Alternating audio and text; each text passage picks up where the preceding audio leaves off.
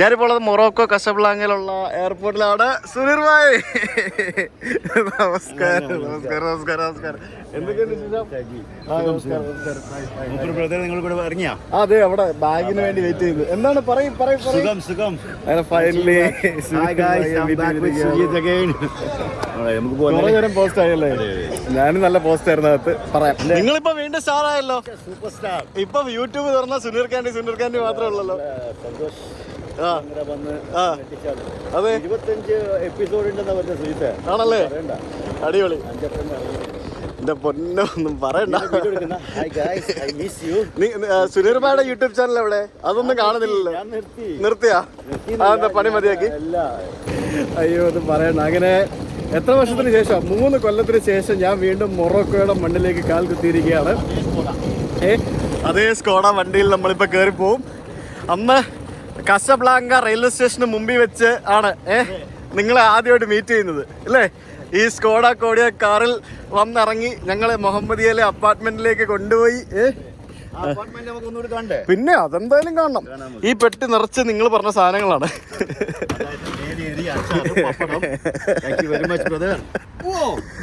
Nice meeting after A long time.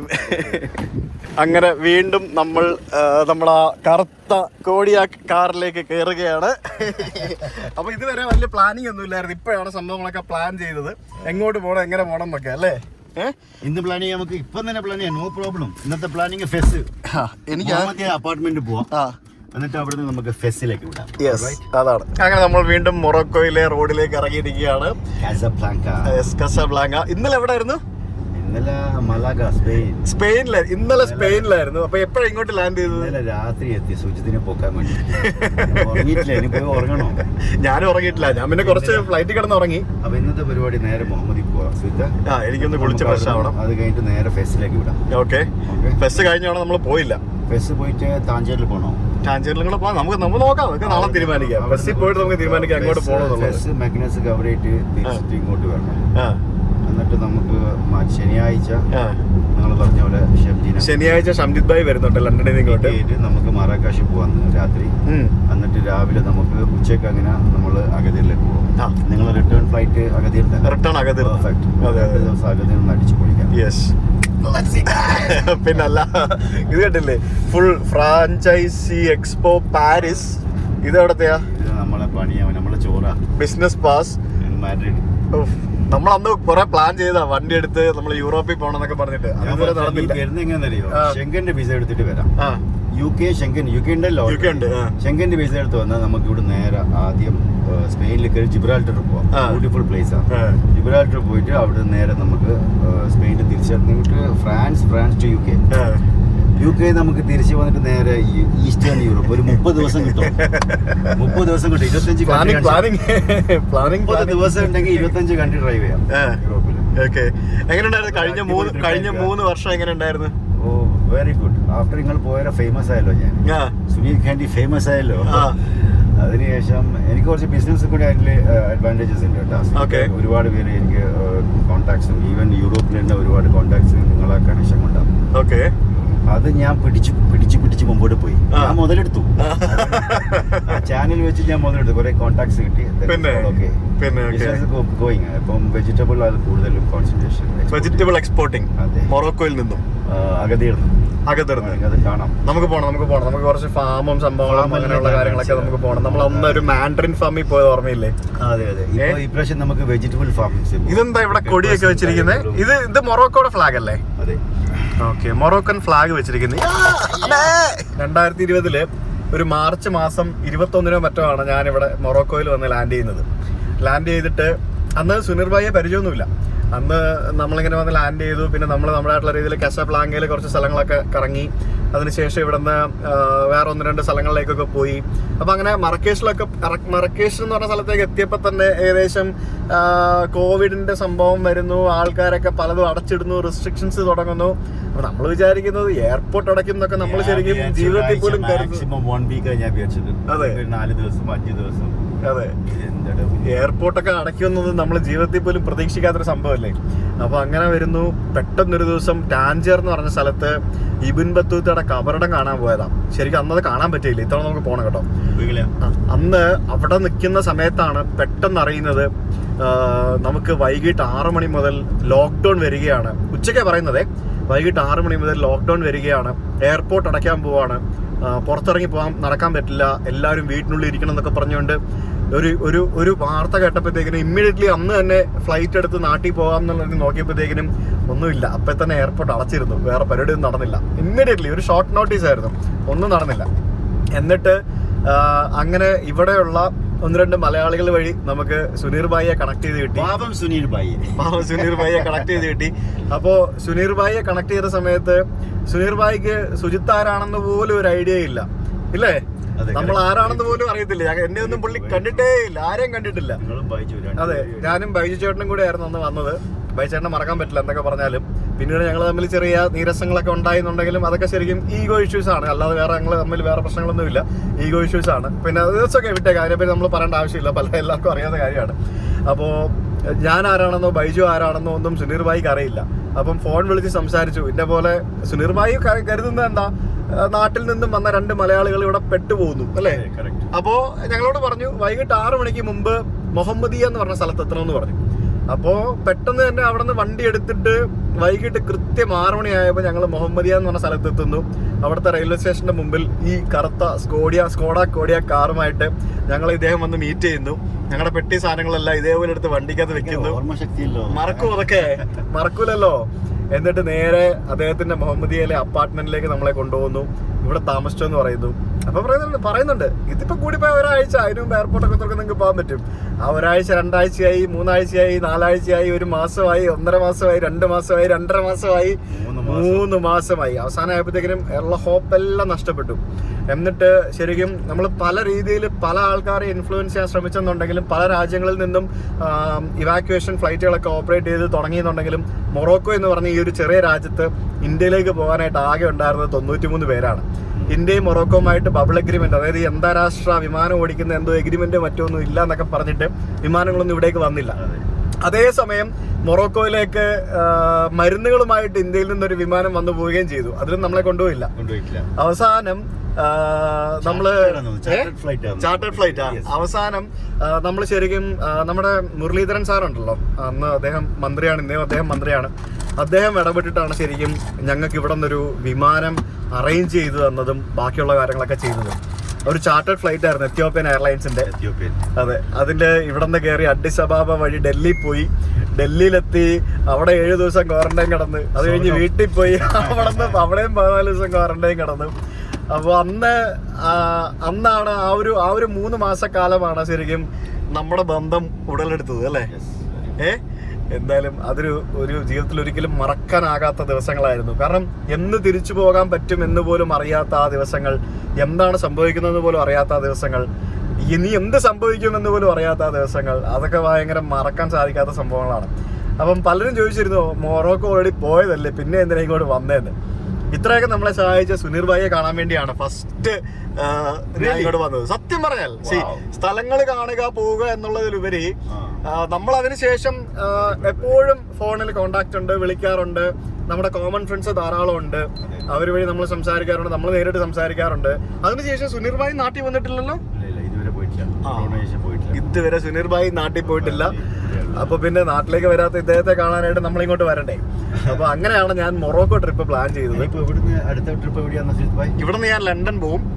London ചെറിയൊരു transit ആണ്. ഇപ്പൊ നമുക്കറിയാമല്ലോ UK വിസ ഉള്ളതുകൊണ്ട് നമുക്ക് ഒത്തിരി അഡ്വാൻറ്റേജ് ഉണ്ട്. അപ്പൊ UK വിസ നമ്മൾ ഇടയ്ക്കിടയ്ക്ക് പോയി കഴിഞ്ഞാൽ അത് കീപ്പ് ചെയ്യാൻ പറ്റും, പിന്നെ നമുക്ക് ഫർദർ എക്സ്റ്റെൻഡ് ചെയ്തെടുക്കാൻ പറ്റും.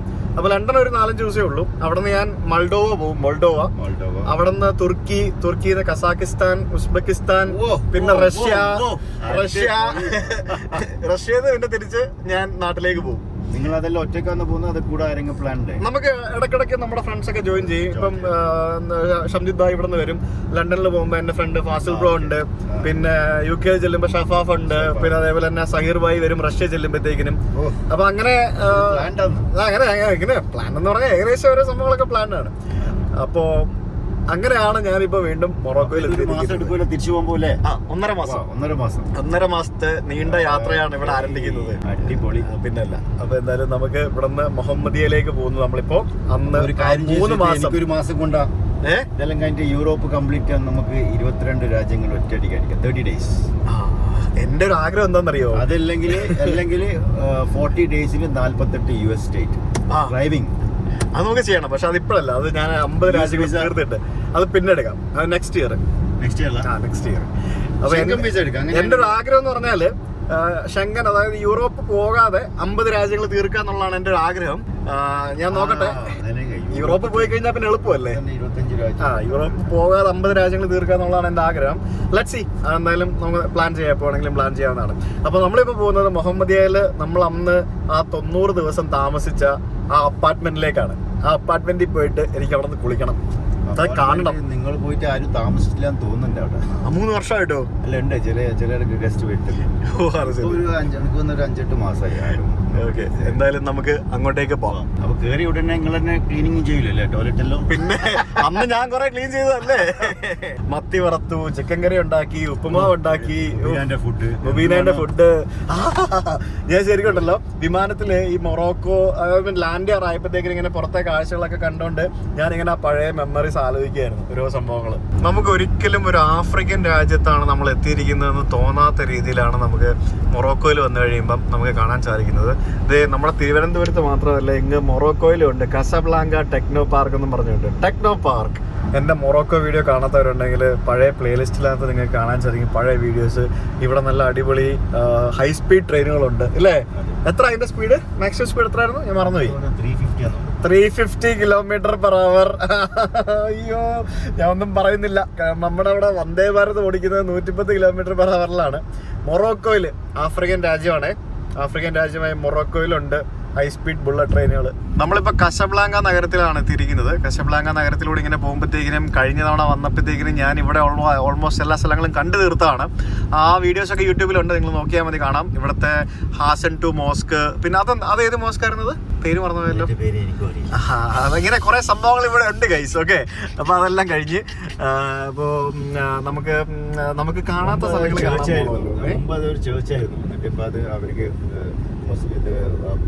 ക്രിസ്ത്യൻ ചർച്ച് ആയിരുന്നോ? ക്രിസ്ത്യൻ ചർച്ച് ആയിരുന്നു. ഇപ്പൊ അത് അവർ ഇവർക്ക് കൊടുത്തു.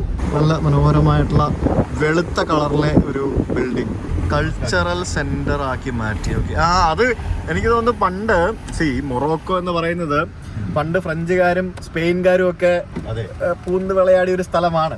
അവരുടെ കയ്യിലായിരുന്നു ഈ മൊറോക്കോ മൊത്തത്തില്. പിന്നെ എനിക്ക് തോന്നുന്നു 1954 മൊറോക്കോയ്ക്ക് സ്വാതന്ത്ര്യം കിട്ടിയത്.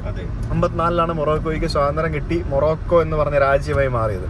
ഇപ്പോഴും മൊറോക്കോയും അതേപോലെ തന്നെ വെസ്റ്റേൺ സഹാറ എന്ന് പറഞ്ഞൊരു പ്രദേശവുമായിട്ട് ഒരു ഡിസ്പ്യൂട്ട് നടന്നുകൊണ്ടിരിക്കുകയാണ്. അത് തീരുമാനമായിട്ടില്ലല്ലോ? തീരുമാനമായല്ലോ. അതിപ്പം മൊറോക്കോ കിട്ടിയല്ലോ. കഴിഞ്ഞു. അപ്പൊ വെസ്റ്റേൺ സഹാറ ഇല്ല ഇപ്പൊ? ഇല്ല. മൊറോക്കോയ്ക്ക് കിട്ടി. പക്ഷെ നമുക്ക് ഫ്രീ ആയിട്ട് അങ്ങോട്ട് പോകാൻ പറ്റുമോ? പിന്നെ നമുക്ക് എപ്പം പോകാൻ പറ്റുമല്ലേ? നമുക്ക് നോക്കാം. ആകെ കുറച്ച് ദിവസമേ ഉള്ളു. വേണമെങ്കിൽ ചെയ്യാം, നോ പ്രോബ്ലം. ഓക്കെ, നമുക്ക് നോക്കാം. എന്തായാലും ഈ സഹാറ മരുഭൂമി ഉള്ളത് മൊറോക്കോയിലാണ്. അറ്റ്ലസ് മൗണ്ടൻസ് ഉള്ളത് മൊറോക്കോയിലാണ്. പണ്ട് നമ്മള് സോഷ്യൽ സ്റ്റഡീസിൽ പഠിച്ചതാണ്. മനസ്സിലായി ഇവിടെ കാരണം കഴിച്ചത്. അപ്പൊ നമ്മൾ ആ മുഹമ്മദിയ എന്ന് പറഞ്ഞ സ്ഥലത്തെത്തി. ഈ വഴി കൂടെ ഒക്കെ ഞാൻ എത്ര നടന്നിട്ടുണ്ട് ഇല്ലേ? നിങ്ങളുടെ ഡിപ്പോയിലേക്കും മറ്റുമൊക്കെ ആയിട്ട് രാവിലെ ഭക്ഷണം കഴിച്ച് നേരെ നമ്മൾ ടേബിൾ ടെന്നീസ് കളിക്കാൻ വേണ്ടി പോകുന്നത് ഓർമ്മ? ബത്തക്ക കച്ചവടം, ബത്തക്ക മുറിച്ചുള്ള 1 million സെലിബ്രേഷൻ. എനിക്ക് വയ്യ. ഞങ്ങൾ പോകാറായപ്പോ ലാസ്റ്റ് ആയപ്പോഴാണ് ഇവിടെ ഉള്ള റെസ്റ്റോറന്റുകളെല്ലാം തുറന്നത്. അതുവരെ ഇവിടെ ഒന്നും ഇല്ലായിരുന്നു. അതുകൊണ്ടാണ് നമ്മൾ അത്രയും ഫുഡ് ഉണ്ടാക്കി കഴിച്ചുകൊണ്ടിരുന്നത്. എന്തോരം നടന്നിട്ടുണ്ട് ഈ വഴിയൊക്കെ. ചെയ്യാത്ത പാചകങ്ങളൊക്കെ പഠിച്ച്. വഴി ഇവിടുന്ന് ലെഫ്റ്റ്. ഇല്ലില്ല, ഇവിടുന്ന് ലെഫ്റ്റ്. ഇവിടെ ആയിരുന്നു ആ അപ്പാർട്ട്മെന്റ്. 5 നമ്പർ 5. ഞാൻ എൻ്റെ ഡ്രസ്സ് എടുക്കട്ടെ, കുളിച്ച് ഫ്രഷ് ആവണം ആ അപ്പാർട്ട്മെന്റിൽ പോയിട്ട്. ഇവിടെ ഒരു മാറ്റമില്ല കേട്ടോ. അതേപോലെ ആ മരങ്ങൾ പോലും എല്ലാം അതേപോലെ ഇങ്ങനെ നിൽക്കുകയാണ്. എന്തോരം നടന്നിട്ടുണ്ട് ഈ വഴി കൂടി, എന്തോരം ഇവിടൊക്കെ ഇങ്ങനെ കറങ്ങിയിട്ടുണ്ട്. ഇത് കംപ്ലീറ്റ് എന്റെ അല്ലേ? തുറക്ക്. ഇത് കംപ്ലീറ്റ് പാക്ക് ചെയ്തിരിക്കുന്ന ശ്വേതയാണ്. നിങ്ങള് ഇത് പാക്കിങ് തുറക്കാനായിട്ട് കുറച്ച് കഷ്ടപ്പെടും. എന്നാലും പ്രശ്നമില്ല, സാധനം കിട്ടിയാൽ മതി. ഇതുണ്ട്, കാലയാണ്. ഇത് 5 കിലോ ഉഴുന്ന്. വീഡിയോ കാണിക്കും, ക്യാമറ പൊക്കി പിടി എന്നല്ലേ കാണുള്ളൂ. നിങ്ങൾ ഉഴുന്ന്. പിന്നെ മറ്റേ തുറക്ക്. ഇതിനകത്താണ് നമ്മുടെ മെയിൻ സാധനങ്ങളെല്ലാം ഇരിക്കുന്നത്. ഇതിലിപ്പോ എല്ലാ ലിസ്റ്റ്. അയ്യോ ഭയങ്കര പാക്കിംഗ് അല്ലേ മോനെ. ഇത് പൊട്ടരുതല്ലോ ഒന്നും. അച്ചാറ് ഇത് നമ്മുടെ ഒരു ഫേമസ് സാധനമാണ്. ഇത് ഒരെണ്ണം റെസ്റ്റോറന്റ് ആൻഡ് ഫാമിലിക്കും, ഇത് ഒരെണ്ണം നിങ്ങളുടെ ഫാമിലിക്കുമാണ്. ഇത് എന്താന്നുള്ളത് ഞാൻ നിങ്ങളുടെ വീട്ടിൽ നിങ്ങൾ കൈ കൊണ്ട് കൊടുക്കാം. അപ്പൊ കാണാം, വീഡിയോ എടുക്കാം. ഇത് മൊത്തം ഇത് നമ്മുടെ ഇത് ജീരകശാല റൈസ് ബിരിയാണി ഉണ്ടാക്കാൻ. ഓക്കെ. ഇത് അച്ചാറ്, പിന്നെ അച്ചാറും RKG ഒരുപാട് ഗീ എൻ്റെ മോനെ. അപ്പൊ ഇതാണ് സംഭവങ്ങള്. Very good man, very good. ഇതെന്താ സാധനം പറഞ്ഞത്? അത് ഞാൻ കാണിച്ചു തരാം. അതൊരു ആറന്മുള കണ്ണാടി എന്ന് പറഞ്ഞൊരു സാധനമാണ്. അത് ഞങ്ങളുടെ ഓർമ്മയ്ക്കായിട്ട് നിങ്ങളുടെ വീട്ടിൽ വെക്കണം അപ്പോഴും. ഓക്കെ. അപ്പൊ നിങ്ങൾ എന്നെ കൈ കൊണ്ട് ക്ഷേമക്ക് കൊടുത്തേ. അതാണ് ഇതെന്താ സംഭവം എന്ന് പറഞ്ഞാല്, ഞാൻ ഇങ്ങോട്ട് വരാൻ നേരം ഞാൻ സുനീർ ഭായിയോട് ചോദിച്ചു, സുനീർ ഭായി എന്താ നിങ്ങൾക്ക് വേണ്ടത്, ഞാൻ എന്താ നിങ്ങൾക്ക് കൊണ്ടുവരേണ്ടത്? പുള്ളി എടുത്ത വായിക്ക് പറഞ്ഞു 5 കിലോ ജീരകശാല റൈസും 5 കിലോ RKG ഗീയും മതി ബിരിയാണി ഉണ്ടാക്കാൻ വേണ്ടിട്ടാ. നമുക്ക് ഏതെങ്കിലും ഒരു ബിരിയാണി ഒരു ഉണ്ടാക്കിക്കളിയാ. നമ്മൾ അന്ന് ഓർമ്മയുണ്ടോ, ഒരു ശകലം കടുകിന് വേണ്ടി നമ്മൾ തെണ്ടി നടന്ന സ്ഥലങ്ങളില്ലേ? അതേപോലെ ഒരു ദോശ കഴിക്കാൻ വേണ്ടി ഉഴുന്ന് തേടി നടന്ന സ്ഥലം. Very true, very true. സാധനങ്ങളൊക്കെ കിട്ടാത്ത സാധനങ്ങൾ കിട്ടും. ഈ 2-3 സാധനങ്ങളാണ് മൊറോക്കോയിൽ കിട്ടാത്തത്. ബാക്കിയൊക്കെ എവരിത്തിങ് ഈസ് ഹിയർ. അപ്പോ ഞാൻ എന്റെ ഡ്രസ്സ് എടുക്കണം. അന്ന് മൊറോക്കോയിൽ പെട്ട സമയത്ത് 90 ദിവസം താമസിച്ച ആ റൂമാണ് ഈ കാണുന്നത്. ഈ ജനലിൽ കൂടി പുറത്ത് വായി നോക്കി ഇരുന്നിട്ടുണ്ട് കുറേ സമയം. എൻ്റെ ദൈവമേ, അതൊക്കെ ഒരു മെമ്മറി ആയിരുന്നു. എന്തൊക്കെ പറഞ്ഞാലും പോയി കുളിച്ച് ഫ്രഷ് ആവണം. ഞാൻ കാണിച്ചു തരാം പണ്ടത്തെ ആ റൂം ഇപ്പോൾ അവസ്ഥ എങ്ങനെ. ഇവിടെ ഇപ്പോൾ ആരും താമസമൊന്നുമില്ല. നമുക്ക് പോയി നോക്കാം എന്താ അവസ്ഥ എന്നുള്ളത്.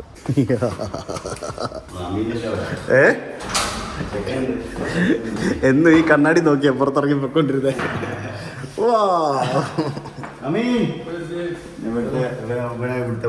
Hi Ameen, how are U?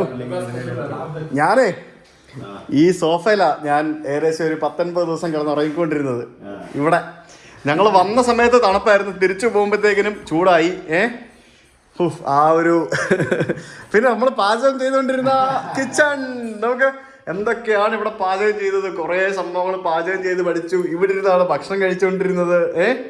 ആ ഒരു കിച്ചൺ, ഇതിനകത്ത് എന്തോരം തുണി അലക്കിയിട്ടുണ്ട്, ഇതിനകത്ത് എന്തോരം സാധനങ്ങൾ ഈ ഫ്രിഡ്ജിനകത്ത് വെച്ചിട്ടുണ്ട്. പൊന്നെ, ഇതാണ് ബെഡ്റൂം. ഇവിടെ ആയിരുന്നു ബൈജു ചേട്ടൻ കിടന്നുകൊണ്ടിരുന്നത്. ഞാൻ അപ്പുറത്തായിരുന്നു കിടന്നുകൊണ്ടിരുന്നത്. ബൈജു ചേട്ടൻ ഇവിടെ ആയിരുന്നു കിടന്നിരുന്നത്. അല്ലമാര യൂസ് ചെയ്തോ? ടവലുണ്ട്. ഓക്കെ, എനിക്ക് കുളിച്ച് ഫ്രഷ് ആവണം. പിന്നെ ഇതായിരുന്നു നമ്മുടെ ബാത്റൂം. ഒരു മാറ്റമില്ല കേട്ടാ, എല്ലാം അതേപോലൊക്കെ തന്നെ. യെസ്. അപ്പൊ ഞാൻ കുളിച്ചിട്ട് വരട്ടെ. അങ്ങനെ ഫൈനലി ആ വീട്ടിൽ വന്ന് ഞാൻ കുളിയെല്ലാം കഴിഞ്ഞ് ഫ്രഷ് ആയിട്ട് ഇങ്ങനെ ഇരിക്കുകയാണ്. ഇവിടെ ഇരുന്നാണ് ആ ലോക്ക്ഡൗൺ സമയത്ത് എല്ലാം ചെയ്തിരുന്നത്. എന്തല്ലേ, ഞാൻ സത്യം പറഞ്ഞാൽ ഞാൻ മൊറോക്കോയിലേക്ക് ഇപ്പോൾ വന്നത് മൊറോക്കോ കാണാൻ വേണ്ടിയല്ല. ഞാൻ വന്നത് ശരിക്കും സുനീർ ഭായിയെ കാണാനും ഇവിടെയൊക്കെ വരാനും അന്ന് ആ ബുദ്ധിമുട്ടും യാത്രകളും അനുഭവിച്ച ആ ഒരു സ്ഥലം കാണാനും ആ വീട് കാണാനും ഒക്കെ തന്നെയാണ്. I M so happy for that. ആ ഒരു കാര്യത്തിൽ എന്തൊക്കെ പറഞ്ഞാലും ഭയങ്കര സന്തോഷമുണ്ട്. ഇപ്പോൾ ഞാൻ അന്ന് ശരിക്കും ഒരിക്കലും ഇനി ഇവിടെ വരവുണ്ടാവില്ല എന്നൊക്കെ മനസ്സിൽ വിചാരിച്ചൊക്കെയാണ് പോയത്. പക്ഷേ നമ്മളൊരു ആ ഒരു എന്തൊക്കെയോ എന്താണെങ്കിലും വീണ്ടും നമ്മൾ അവിടേക്ക് തിരിച്ചെത്തി. ഇനിയിപ്പോൾ നമുക്ക് പുറത്തിറങ്ങിയിട്ട് കുറേ സംഭവങ്ങളൊക്കെ ഉണ്ട്. നമ്മുടെ സുനീർ ഭായിയുടെ ഡിപ്പോയിലേക്കൊക്കെ പോകണം. നമ്മൾ ബത്തക്ക മുറിച്ച സ്ഥലം, 1 മില്യൺ സെലിബ്രേറ്റ് ചെയ്ത സ്ഥലം, അതൊക്കെ പോയി കാണണ്ടേ. നമുക്ക് നമ്മൾ മിസ് ചെയ്യുന്ന ഒരാളുണ്ടല്ലോ അല്ലേ, അതാണ് മിസ്റ്റർ ബൈജു. ബൈച്ചേട്ടനെ ഒന്ന് വിളിക്കാൻ വേണ്ടി പോവാണ്. എടുക്കുമെന്ന് അറിയത്തില്ല. ഞാൻ റിങ് ചെയ്യുന്നുണ്ട്, എടുക്കുന്നില്ല. നോക്കാം. ഞാൻ ബൈച്ചേട്ടനോട് സംസാരിച്ച് കുറേ നാളായി. ബൈജു ആയിട്ട് ചങ്ങായി ആയിട്ട് നിങ്ങൾ പോയാൽ മതി. ഞാനല്ലേ പറഞ്ഞു വിളിക്കാൻ പുള്ളിനെ, അല്ലേ? എടുത്തില്ല, തിരിച്ചു വിളിക്കട്ടെ. തിരിച്ചു വിളിക്കട്ടെ. പക്ഷെ ഇവിടെ ഉള്ളപ്പോൾ കാണിക്കായിരുന്നു, വീട് കാണിക്കായിരുന്നു. നമുക്ക് എടുക്കാൻ എന്തെങ്കിലും പോകുന്ന വഴിക്ക് വിളിക്കാം. ഇതിലൂടെ ഒക്കെ ആയിരുന്നു ഞങ്ങൾ എന്നും രാവിലെയും വൈകിട്ട് നടക്കാൻ ഇറങ്ങിക്കൊണ്ടിരുന്നത്. ഇവിടെ ഫുഡ് ഓർഡർ ചെയ്തോണ്ടിരിക്കുകയാണ്. മെനു വിത്ത് പെപ്സി എന്തെങ്കിലും കഴിക്കും. എനിക്ക് ഓറഞ്ച് ജ്യൂസ്. നിങ്ങൾക്ക് ഓറഞ്ച് ജ്യൂസ് ആണോ? എനിക്ക് വേണ്ട ഓറഞ്ച് ജ്യൂസ്. എനിക്ക് ഓറഞ്ച് ജ്യൂസ്. ഒരു menu set plus. Thank you very much. Hello, how are U? ഓർമ്മയുണ്ടോ? ഓർമ്മയില്ല, അതൊക്കെ വലിയ ആളായിപ്പോയി ഇപ്പോൾ. നമ്മളതൊന്നും മൈൻഡില്ല. പണ്ടൊക്കെ നമ്മളെ ഇഷ്ടംപോലെ മൈൻഡ് ഉണ്ടായിരുന്നു. ഇവിടെ കുറേ പൂജ്യം പെട്ടിയൊക്കെ ഉണ്ടായിരുന്നു. അങ്ങനെ നമ്മൾ 1 മില്യൺ സെലിബ്രേറ്റ് ചെയ്ത, ബത്തക്ക മുറിച്ച് സെലിബ്രേറ്റ് ചെയ്ത നമ്മുടെ സുനീർ ഭായിയുടെ ഗോഡൗൺ ആണ് ഇത്. നമുക്ക് ഇതിൻ്റെ അകത്തേക്ക് പോവാം. ഇപ്പോൾ ബത്തക്ക പരിപാടിയൊന്നുമില്ലല്ലോ. Candy supply chain. വാവ്, നമ്മളെന്നും വൈകിട്ട് ഷട്ടിൽ കളിച്ചുകൊണ്ടിരുന്ന സ്ഥലം. അറിയത്തില്ലല്ലോ എനിക്കറിയില്ലല്ലോ. അവിടെ എത്ര വീഡിയോ എടുത്തിരിക്കുന്നു. നിങ്ങളുടെ കോൾഡ് സ്റ്റോറേജ് ഒരു മാറ്റമില്ലേ എന്ന് ചോദിച്ചു കഴിഞ്ഞാൽ ഇവിടെ ആകെയുള്ള മാറ്റം, ഇവിടെ ഇപ്പോൾ കുറേ സ്റ്റാഫുണ്ട്. നമ്മളന്ന് വന്നപ്പോൾ ആരും ഇല്ലായിരുന്നു, സ്റ്റാഫുകൾ ആരും ഇല്ലായിരുന്നു. ഇപ്പോൾ ഇഷ്ടംപോലെ സ്റ്റാഫുണ്ട്. യെസ്, സുനീർ ഭായിയുടെ ഓഫീസ്. ഇതെന്താ ഇത്? അതല്ല, ഇവിടെ ഇങ്ങനെ വെച്ചിരിക്കുക. അതെന്താ സ്ലീപ്പിംഗ് ബാഗ് ആയിട്ട് നടക്കുന്നത്? അങ്ങനെയാ, അത് ശരി. എന്തായാലും കൊള്ളാം. അപ്പൊ ഇവിടെ ഇന്ത്യൻ ഫ്ലാഗ് ഉണ്ട്, ഇവിടെ മൊറോക്കൻ ഫ്ലാഗ് ഉണ്ട്. പുതിയ അവാർഡുകളും സർട്ടിഫിക്കറ്റുകളൊക്കെ കിട്ടിയോ സുനീർ ഭായി? കുറെ ഉണ്ടല്ലോ ഇപ്പോ. Certificate of appreciation, British forces. ഏതാ? എന്തിയെ? Silver play button. Suneer candy four passing 1 lakh subscribers YouTube. നിങ്ങൾ ഉഴപ്പാട്ടോ, നിങ്ങൾ നല്ല വീഡിയോസ് ഒക്കെ ചെയ്യണ്ടേ? എന്താ ഇത്? മൊറോക്കോയിൽ നിന്നുള്ള വീഡിയോസ് ഒക്കെ ചെയ്യണ്ടേ? കാൻഡി സപ്ലൈ ചെയിൻ സർട്ടിഫിക്കറ്റ് ആണല്ലോ ഇവിടെ ഇഷ്ടം പോലെ ഉണ്ടല്ലോ. ഞാൻ തിരിച്ചു പോയിട്ടോ? അത് ശരി, ഇരുന്ന് കൊടുത്താൽ മതി വീഡിയോ എടുക്കാനല്ലേ. അപ്പോൾ ഇനി നമുക്ക് ഫുഡ് കഴിക്കാൻ പോവാം. നമ്മൾ ഈ പള്ളിയുടെ മുമ്പിൽ നിന്നാണ് അന്ന് ഫോട്ടോഷൂട്ട് നടത്തിയത്. ആദ്യം ഓർമ്മയുണ്ടോ? ഞാൻ കഴിഞ്ഞ ദിവസം കമ്മ്യൂണിറ്റി ടാബ് ഇട്ട ഫോട്ടോ ഇവിടെ കണ്ടെന്നൊക്കെ എടുത്തത്. അപ്പൊ നമ്മളിപ്പോ ഇവിടെ നിന്ന് റൈറ്റ് എടുത്ത് പോകണം അല്ലേ? സ്ട്രൈറ്റ് റൈറ്റ്, 1 way ആണ്. ആണോ? ഓ, അത് ശരി. ചിക്കൻഡി മെക്സിക്കൻ റോൾ കഴിക്കാനായിട്ട് നമ്മൾ ഇവിടെ മുഹമ്മദിയയിലുള്ള മെക്സിക്കൻ റോൾ കിട്ടുമോ? ഇത് തന്നെ ബാബാ, ചിക്കൻഡി മെക്സിക്കൻ റോൾ കഴിക്കാനായിട്ട് നമ്മളിപ്പോൾ എത്തിയിരിക്കുന്നത് ചിക്കൻഡിയിലുള്ള സുനീർ ഭായിയുടെ റെസ്റ്റോറൻറ്റിലേക്കാണ്. ഞങ്ങൾ അന്ന് ലാസ്റ്റ് ഞങ്ങൾ പോകുന്ന സമയം ആയപ്പോഴത്തേക്കാണ് റെസ്റ്റോറൻ്റ് ഓപ്പൺ ആയി തുടങ്ങിയത്. അപ്പോൾ അന്ന് ഇവിടെ നിന്ന് ഭക്ഷണം കഴിച്ചിരുന്നു. നമ്മൾ ഈ കാണുന്നതാണ് ചിക്കൻഡി മുഹമ്മദിയ. കണ്ടോ, fried chicken, beef burger, mix max beef burger. Sir, ഒരു മെക്സിക്കൻ റോൾ, ഒരു ഫ്രഞ്ച് ഫ്രൈസ്, ഒരു ഓറഞ്ച് ജ്യൂസ്, പിന്നെ മറ്റേ ചിക്കൻ സ്ട്രിപ്സ്, 1 കുപ്പി വെള്ളം. തരുമോ? ഇത്രയൊക്കെ തരുമോ? എല്ലാം കിട്ടും. ഞാൻ ഇതെന്ത് പഠിക്കട്ടെ. ഇത് മെക്സിക്കൻ റോൾ അല്ലേ? Mexican roll. അപ്പോൾ ചിയേഴ്സ് ടു ചിക്കൻഡി. നമ്മൾ മൊറോക്കോയിലെ ചിക്കൻഡിയിൽ നിന്നുള്ള മെക്സിക്കൻ റോൾ. ഇവിടെ മെക്സിക്കൻ ഫുഡ് ഭയങ്കര ഇഷ്ടമല്ലേ ആൾക്കാർക്ക്? ഇതിന് മെക്സിക്കൻ സോസ് എന്ന് പറയാം. ഈ സാധനത്തിന് സോസ് അതിലിട്ടുകൊണ്ടെന്ന് മെക്സിക്കൻ റോൾ. പക്ഷെ ഇത് മൊത്തം കഴിച്ചു തീർക്കാൻ പറ്റും, ആ പ്രശ്നം. അത്ര ഹെവിയാണ്. ഞാൻ എല്ലാ ജസ്റ്റ് എസ്കേപ്പ് ആട്ടോ.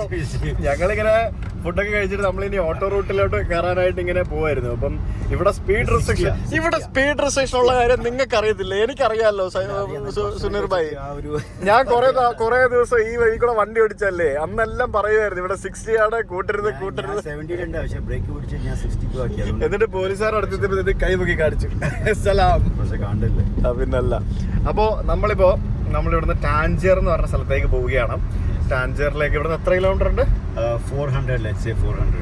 അത് എത്ര സമയം കൊണ്ട് എത്തും? നമ്മൾ 4 മണിക്കൂർ. 400 കിലോമീറ്ററിലധികം ഉണ്ട്. 4 മണിക്കൂർ കൊണ്ട് നമുക്ക് എക്സ്പ്രസ് ഹൈവേയിലൂടെ നമുക്ക് എത്താൻ സാധിക്കും. മൈൻഡഡ്? 3:30 മതി. അപ്പം ഓർക്കുക, this is Africa and this is Morocco. Suneer bhai ശരിക്കും ഇപ്പൊ നാട്ടിൽ വന്നിട്ട് എത്ര നാളായി? 6 വർഷമോ? ഞാൻ കൊറോണയുടെ മുമ്പ് 2 കൊല്ലം ഞാൻ പോയിട്ടില്ല. എല്ലാ ഇയറിലും പോകുന്നതാണ്. നിങ്ങളിപ്പോ നാട്ടിൽ വന്നു കഴിഞ്ഞാൽ നിങ്ങൾ ഞെട്ടും. പ്രത്യേകിച്ച് ഇനിയിപ്പോ ഒരു 2 കൊല്ലം ഒരു 2 കൊല്ലം കൂടെ കഴിഞ്ഞ് വന്നു കഴിഞ്ഞാണ്ടല്ലോ, നിങ്ങളുടെ തലശ്ശേരി മാഹിയൊക്കെ ഫുള്ള് ബൈപ്പാസ് ആയിക്കൊണ്ടിരിക്കുകയാണ്. മുതൽ കാസർഗോഡ് വരെ 6 ലൈൻ റോഡ് പണിതോണ്ടിരിക്കുക. കഴിഞ്ഞിട്ട് ഞാൻ ഇറങ്ങാം. എന്നിട്ട് ഇറങ്ങാം. എന്നിട്ട് നേരെ കാസർഗോഡ് നിന്ന് തിരുവനന്തപുരം മുതൽ കാസർഗോഡ് വരെ പോയി. എന്നിട്ട് ഓരോ സിറ്റിയിലും ഇറങ്ങിയിട്ട് ഹായ് ഹലോ എല്ലാം പറഞ്ഞിട്ട് ഞാൻ തിരിച്ചു. അപ്പൊ ആ സമയം കൊണ്ട് നമുക്ക് നമ്മുടെ മോട്ടോർ വെഹിക്കിൾസ് ഡിപ്പാർട്ട്മെന്റിന് കുറച്ച് കോൺട്രിബ്യൂഷൻ കൂടെ കൊടുക്കണം. കാരണം സ്പീഡ് ക്യാമറ ഫൈൻ എന്ന് പറയുന്നത് 1500 രൂപയാണ്. പിന്നെ അതൊന്നും പോരാത്തതിന് മറ്റേ 35 കോടി രൂപയുടെ AI ക്യാമറ വെച്ചിട്ടുണ്ട്. അപ്പൊ ഡ്രൈവർ വെച്ചിട്ട് എടുക്കാൻ വേണ്ടി ആരാണേലും ഫൈൻ കൊടുക്കണം എന്തൊക്കെ പറഞ്ഞാലും. അങ്ങനെ ഫുൾ ക്യാമറ കളികളാണ് കേരളം മൊത്തം. ഈ ഹൈവേക്ക് ഓരോ സിറ്റിയിലും എക്സിറ്റ് ഉണ്ടാവില്ല? അങ്ങനെ അല്ലെന്ന് തോന്നുന്നു. എക്സ്പ്രസ് ഹൈവേ പോലെ അല്ല പണിയുന്നത്. സാധാരണ 6 ലൈൻ ഹൈവേ ആണ്. അതിനകത്ത് പല സ്ഥലങ്ങളിലും ഫ്ലൈ ഓവറുകളും ഓവർ ബ്രിഡ്ജുകൾ അങ്ങനത്തെ ആ ഒരു രീതിയില്ല. അങ്ങനെ നമ്മുടെ സാധാരണ പല രാജ്യങ്ങളിലുള്ള എക്സ്പ്രസ് ഹൈവേ കൺസെപ്റ്റ് അല്ല. ടോളോ പിന്നെ അതില്ലാതെ എന്തെങ്കിലും പരിപാടി ഉണ്ടോ? നമ്മുടെ അവിടെ റോഡില്ലെങ്കിലും ടോൾ ഉണ്ടാവില്ലേ? അതങ്ങനെയാണല്ലോ. അപ്പോ നല്ല അടിപൊളിയായിട്ട് പോകാൻ പറ്റും വേഗതയില്. പക്ഷെ എക്സ്പ്രസ് ഹൈവേ അല്ല. ട്രെയിൻ മാറിയാവോ? 110. നിങ്ങൾ ഞങ്ങളുടെ വന്ദേ ഭാരതിനെ കളിയാക്കാൻ പാടില്ല കേട്ടോ. വന്ദേ ഭാരതിനെ തൊട്ട് കളിക്കരുത്. ഓക്കെ, അതൊക്കെ പോവും, അതൊക്കെ വരും. ഇച്ചിരി ടൈം വേണം, എല്ലാത്തിനും കുറച്ച് സമയം വേണം, അത്രേ ഉള്ളൂ. ഓക്കെ, സ്പീഡ് ലിമിറ്റ് എത്രയാണെന്ന് അറിയോ?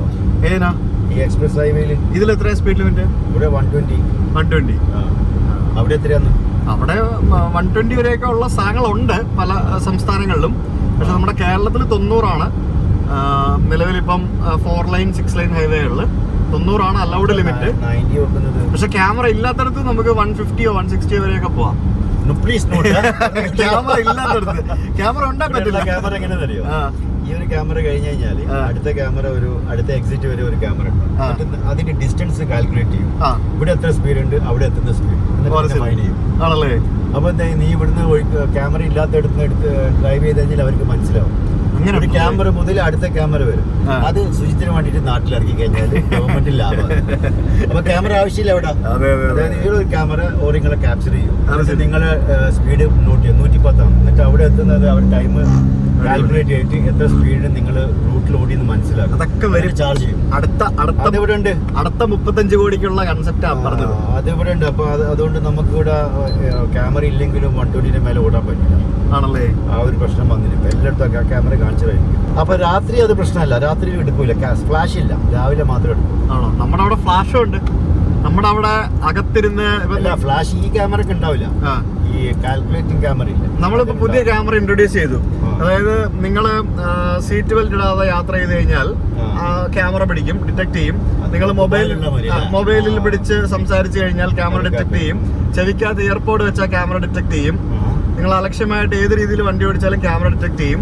പിന്നെ ബൈക്കിൽ ഇപ്പൊ പറയുന്ന സംഭവം എന്ന് പറയുന്നത് ഭാര്യയും ഭർത്താവും മാത്രമേ യാത്ര ചെയ്യാൻ പറ്റുള്ളൂ. അല്ലെങ്കിൽ ബൈക്കിൽ 2 പേരെ പറ്റുള്ളൂ. ഭാര്യയും ഭർത്താവും ഒരു കുഞ്ഞും കൂടെ ഉണ്ടെങ്കിൽ ഫൈൻ അടിക്കും. ആ ബൈക്കേഴ്സ് ആണല്ലോ. യൂറോപ്പിൽ നിന്ന് ഇവരോ? കംപ്ലീറ്റ് പോളണ്ടിന്റെ ടീമാണ്. പി എന്നാണ് എന്റെ പൊന്നെ. ആ പി എന്ന് പറഞ്ഞാൽ പോളണ്ടല്ലേ? കുറെ ഉണ്ടല്ലോ. അടിപൊളി. അപ്പൊ ഈ യൂറോപ്യൻ ബൈക്കുകൾക്ക് ഇവിടെ പിഴ ഈടാക്കുവോ? ഇല്ലല്ലോ, അറിയില്ല. ഞാൻ യൂറോപ്പിൽ പോയി കഴിഞ്ഞാൽ പേ അടക്കലില്ല. ഇല്ല. എന്തോരം ബൈക്കേഴ്സാ നോക്കി. ട്രിപ്പ് അടിക്കാൻ വന്നവരായിരിക്കും അല്ലേ? അടിപൊളി. അപ്പൊ നമ്മളിപ്പോ മുഹമ്മദിയ എന്ന് പറഞ്ഞ സ്ഥലത്തുനിന്ന് നമ്മളിപ്പോ ടാഞ്ചിയറിലേക്ക് പോയിക്കൊണ്ടിരിക്കുന്ന ആ ഒരു എക്സ്പ്രസ് ഹൈവേയിലാണ് നമ്മളിപ്പോ കയറിയിരിക്കുന്നത്. അപ്പൊ ഇവിടുന്ന് 400 കിലോമീറ്റർ ഉണ്ട് ടാഞ്ചിയറിലേക്ക് എന്നാണ് പറഞ്ഞിരിക്കുന്നത്. നമുക്ക് എന്തായാലും പോകുന്ന വഴിക്കിടയ്ക്ക് കുറെ സ്ഥലങ്ങളൊക്കെ ഉണ്ടാവും. നമുക്കത് നിർത്തി കണ്ട് പോവാം. പിടിച്ചു ഗൈസ്, പെട്ടു ഗൈസ്. ഏത് ഡോക്യുമെന്റ്? ഇതാണോ ഡോക്യുമെന്റ്? ഇതാണോ? How much? 100? No, 150. I was in 150. 152. അത്ര ഉണ്ടായിരുന്നോ? The limit is 120, you know. Here you go, ma'am. 400 രൂപ. എന്റെ ദൈവമേ. അതായത് നമ്മളൊരു ടോൾ പ്ലാസയുടെ അടുത്തേക്ക് ഇങ്ങനെ എത്തിക്കൊണ്ടിരിക്കുമ്പോൾ ഞങ്ങളിങ്ങനെ സംസാരിച്ച് ഇങ്ങനെ വരികയായിരുന്നു. അപ്പോൾ 120 ആണല്ലോ സ്പീഡ് ലിമിറ്റ്. 150 ആയിരുന്നു ഇന്ന്. അപ്പോൾ ഒരു പോലീസ് വുമൺ അവിടെ നിന്ന് കൈ കാണിച്ചു. സുനീർ ഭായ് ഇത് ഇറങ്ങിപ്പോയിട്ടുണ്ട് ബുക്കും പേപ്പറും ഒക്കെ ആയിട്ട്. 400 ദിറംസ് ആണെന്ന്. 400 ദിറംസ് എന്ന് പറയുമ്പോഴത്തേക്കും 400 × 8 എന്തായി? 400 രൂപ പോയി. 400 രൂപ കിട്ടി. 3500. ബുദ്ധിപരമായ നീക്കായിരുന്നു. പക്ഷെ ഇവിടെ പെണ്ണായി പോയി. ആണെങ്കിൽ സംസാരിക്കുകയായിരുന്നു. ഇവിടെ പെണ്ണായിട്ട് ഞാൻ സ്റ്റൈലാക്കി 400 കൊടുത്തിട്ട് പോയി. സുനീർ ഭായ് വണ്ടി ഉണ്ടല്ലോ, ഇത് എത്ര 2019 വാങ്ങിച്ചല്ലേ? ആ 2019 വാങ്ങിച്ച സ്കോഡ കോഡിയാക്കി ഇപ്പൊ 3 ലക്ഷം കിലോമീറ്റർ കഴിഞ്ഞു. 3 ലക്ഷം കിലോമീറ്റർ. അതിൽ 2 ലക്ഷം ഓടിയത് യൂറോപ്പിലായിരിക്കും അല്ലേ? എന്താല്ലേ 3 ലക്ഷം കിലോമീറ്റർ സ്കോഡ കോഡിയാക്കി. ഇത് ഡീസലാണ്. അത് ഓടി. അത് ഭയങ്കരല്ലേ? വണ്ടിന്റെ പൈസ നമ്മൾ പെട്രോളിന് കൊടുത്തു. അത് സ്വാഭാവികം. ഫൈൻ എത്ര കൊടുത്തിട്ടുണ്ടാവും? ഫൈൻ ഇങ്ങനെ Baiju, this is Suneer Kandy with Sujith. എന്തുണ്ട് വിശേഷം? അതെ, സുജിത്തിന്റെ കൂടെ. സുജിത്ത് സംസാരിച്ചോളൂ. ഇത്രയും ദിവസം സന്തോഷ് ജോർജ് കുളങ്ങര സാറിന്റെ ഡ്രൈവറായിരുന്നു, ഡ്രൈവർ പ്ലസ് ഗൈഡ് പ്ലസ്. പക്ഷെ അതിനു മുമ്പ് വേറെ 2 പ്രമുഖരുടെ കൂടെ ആയിരുന്നു. അതായിരുന്നു ഫേമസ് ആയത് അവിടെയാണ്. സുനീർ കാണ്ടി അറിയപ്പെട്ടത് നിങ്ങൾ വന്നേരാന്ന്. എന്തായാലും ബൈജേട്ടാ, മൊറോക്കോയിൽ വരുമ്പോഴത്തേക്കിനും നിങ്ങളെ ഭയങ്കരമായിട്ട് മിസ് ചെയ്യും എന്തൊക്കെ പറഞ്ഞാലും. ഇപ്പൊ നമ്മൾ തമ്മിൽ ചെറിയ സൗന്ദര്യ പ്രശ്നങ്ങളൊക്കെ ഉണ്ടായിട്ടുണ്ട്. എല്ലാവർക്കും അറിയാവുന്ന കാര്യങ്ങളാണെന്ന് ചോദിച്ചു കഴിഞ്ഞാൽ എല്ലാവർക്കും അറിയാത്ത കാര്യങ്ങളാണ് പലതും തെറ്റിദ്ധാരണകളും പ്രശ്നങ്ങളൊക്കെ ഉണ്ടായിട്ടുണ്ട്. അപ്പോൾ മൊറോക്കോയിൽ വന്നു കഴിയുമ്പോഴത്തേക്കിനും ഞാൻ ആ വീട്ടിൽ പോയപ്പോഴത്തേക്കിനും ആ വീടും ഞാൻ കിടന്ന സ്ഥലവും നിങ്ങൾ കിടന്ന സ്ഥലവും നിങ്ങൾ കുളിച്ച സ്ഥലവും നമ്മൾ മത്തി വറുത്ത സ്ഥലവും ഒക്കെ കാണിക്കാൻ വേണ്ടിയാണ് ഞാൻ ആ സമയത്ത് നിങ്ങളെ വീഡിയോ കോൾ വിളിച്ചത്. പക്ഷേ യു മിസ്ഡ്. ഞങ്ങൾ അവിടെ നിന്ന് ഇറങ്ങി. എന്റെ കുമ്പുണ്ട് ഇപ്പൊ കുറച്ച്.